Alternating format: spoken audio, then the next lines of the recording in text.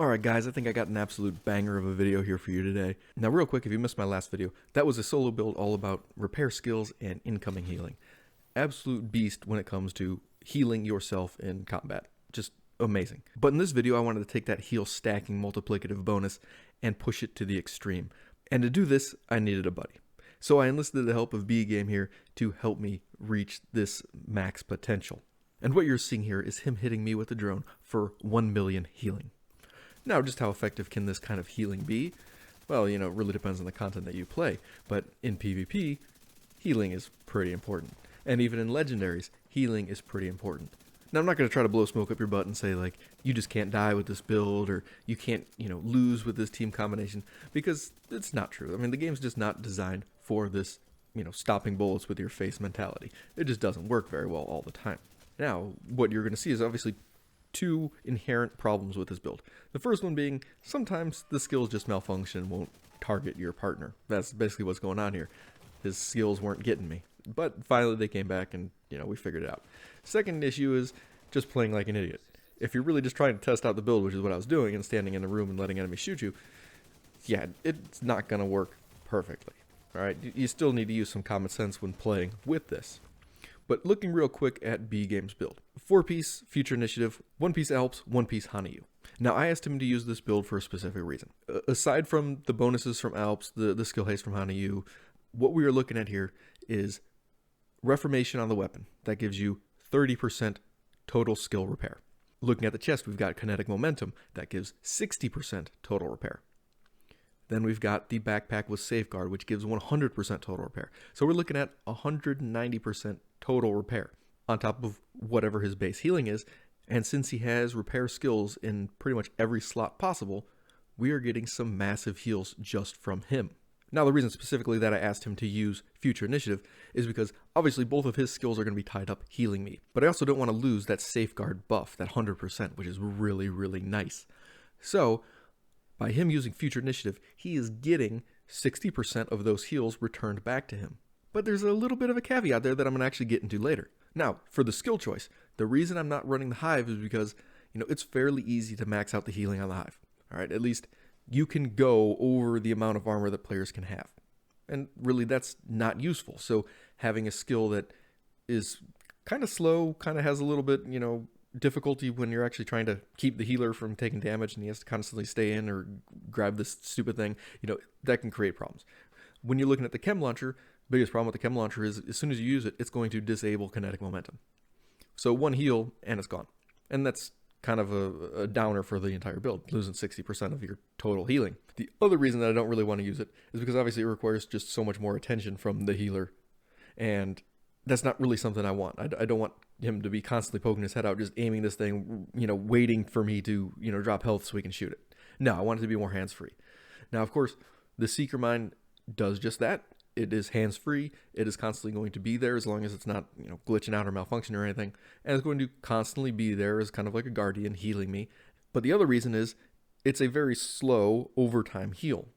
And of course, since I don't want a heal that's just going to instantly recharge me to max armor and then kind of, just fizzle out, this gives me the greatest return for all of that skill repair skills, skill tier, all that stuff that he's actually having on his build. And of course, like you saw with the drone, not many players get this kind of healing from a drone. Why I picked the drone? Again, same reason as kind of the Mender, hands-free, not in the way, don't have to worry about, constantly issuing that heal. And because of this, it's very friendly for this type of build, again, as long as I'm not running too much or, trying to, juke the enemies. But again, it's also a very low constant healing, which means that I can pump up as much healing into it as I need, right? You can see that at max, at least as far as I've gotten right now, 1 million healing per tick. That's insane. That's 1 million healing a second. You can't really do that with the chem launcher or the Hive. Now, just to quickly demonstrate a point here, I've just put on some random healing regen build that I have. You probably saw it in my last video. But I wanted to make a real quick change. I wanted to add more armor to it. So I just wanted to see what a max armor build, or at least, close enough, 1.9 million, would get from this kind of healing. And at least how that would look. Now, of course, with the armor regen, with his drone going on me, it still takes about 4 seconds for me to get fully healed once his drone starts working. And now, this build does have a little bit of armor regen, 50k per second, which isn't bad. And that means that the drone is hitting somewhere around 400, maybe a little bit over 400, just with his build alone. And that's great. But that's not how you get 1 million healing per second. Now, I know what a lot of you are going to say. This is completely unrealistic for PvP. There's no way you're going to get Safeguard to work like that when you're being shot at. You're just going to die too easily. Everyone's going to realize who the healer is, or people are just going to, use the EMP jammer. Yeah, I gotcha. There's some issues if you're looking at this from a PvP only perspective. But the thing you're forgetting about is that the base mechanics, the stuff that I'm actually going to explain, the stuff that I've been explaining, does not limit itself to just PvE. The things that I'm showing you can be definitely incorporated into PvP. I have made plenty of armored healers, especially ones based around Future Initiative, and I can get some really massive heals on my allies. Tardigrade with Future Initiative, I've used BTSU gloves with Future Initiative, I've used Memento with Future Initiative, I've even used Ridgeway's Pride and that fire holster, whatever the heck that thing's called. I've used plenty of the exotics in tanky healer builds. I've also just made 6 armor core tanky healers that are completely designed just to distract and get in the way and provide a good amount of healing to everyone else around me. And of course, with the Future Initiative buff, if we're all running around in circles and I'm sporting 1.9 million armor, yeah, you better believe that it's insanely difficult to actually down us. The build that I'm running makes it just even better for your healer and still allows you to deal a good amount of damage. Now, what I'm pretty much using is a build that's rolled with weapon damage, crit hit chance, crit hit damage, and some armor. The only difference is between this and many other builds is I'm using a lot more mod slots, and all of them have incoming repairs. All of those incoming repairs that I have on this build are going to enable me to take a lot of healing. And in fact, I have so much that I actually un-nerf the PvP heals. Now, honestly, you can use whatever specialization you want. You can use whatever weapons you want. Whatever you're comfortable with, whatever you like. But to get pretty much the most out of this build, you are going to need a Chill Out Mask. You're going to need a Richter and Kaiser piece. And then I would suggest whatever extra damage piece that you want. In this case, I'm using Fenris. Now, it doesn't have to be Fenris. You could use an exotic. You could use something else. You can use whatever you want. But this is the setup that I was testing. Now, I've got Companion because obviously the drone is always on me. So it just, just kind of makes sense. And that was pretty much the best backpack that I had at the time. I've got Spotter on because, again, I'm running Tactician, and I've got the laser on my rifle. So 15% amplified there. My gloves, my knees, and my holster are improvised, so I do get those extra mod slots. And because of this, I now have 7 incoming healing mods. Now, if you were to improve some of these pieces, because obviously I don't have max rolls and everything, I could easily get 60% crit chance.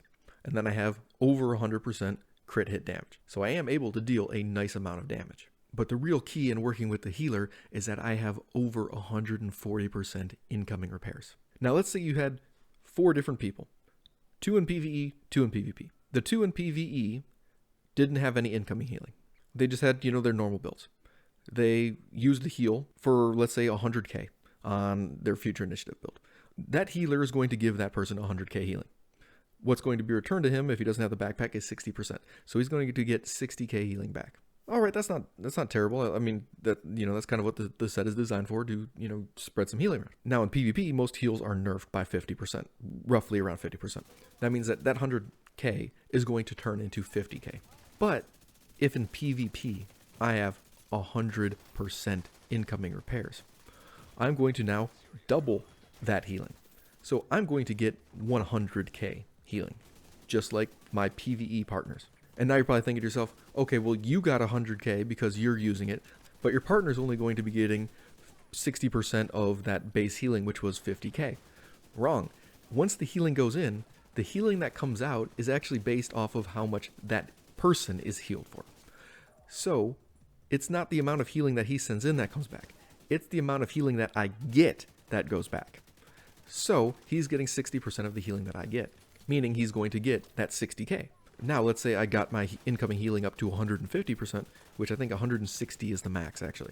But if I got it up to 150%, I'm going to be getting 125k healing. and then he's going to be getting 60% of that back. So if you compare a no incoming to an incoming build, you can actually get more healing in PvP than you can in PvE. Now, like I was already saying, you know, this build is not just a face tank everything and you'll never die kind of thing. You will die, all right? There are issues with it. And in my opinion, the biggest kind of issue with this was I just didn't have enough armor.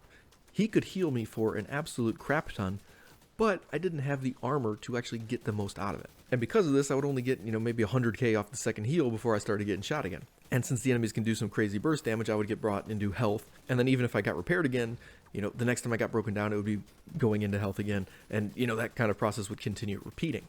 So I decided that just changing 2 of my weapon rolls on my gloves and my knee pads to armor would make a much bigger difference, because obviously that would give me 300k more armor. And so with this 300k more armor, with the, you know, knowledge that if I just stand still and let the skills do their work, I'm going to see, you know, much better returns. I mean, it was phenomenal. I could just stand there out of cover, looking at all the enemies, shooting them over and over and over again, you know, just watching them. It didn't even matter, right? Phenomenal healing that was on point, not glitching out, constantly working, constantly healing me every single second for millions. And of course, if I actually stood near B game to really allow future initiative to do what it needs to do, the healings were even more insane. Right? You can see here, I received over 700 million healing from this mission. And more impressively, the amount healed that he got credited for was 2 billion. 2 billion healing. Now again, I'm not going to say this is the ultimate combo. This is the ultimate team build that everyone should have and that everyone should run. But this does demonstrate just how much power can be gained from incorporating this into your builds. But anyway, guys, I hope you got something out of this video. I hope I showed you just how great a skill repair build and an incoming repair build can work together. This is some pretty beastly healing if I don't say so myself. But thank you guys for watching. I'll see you in the next one.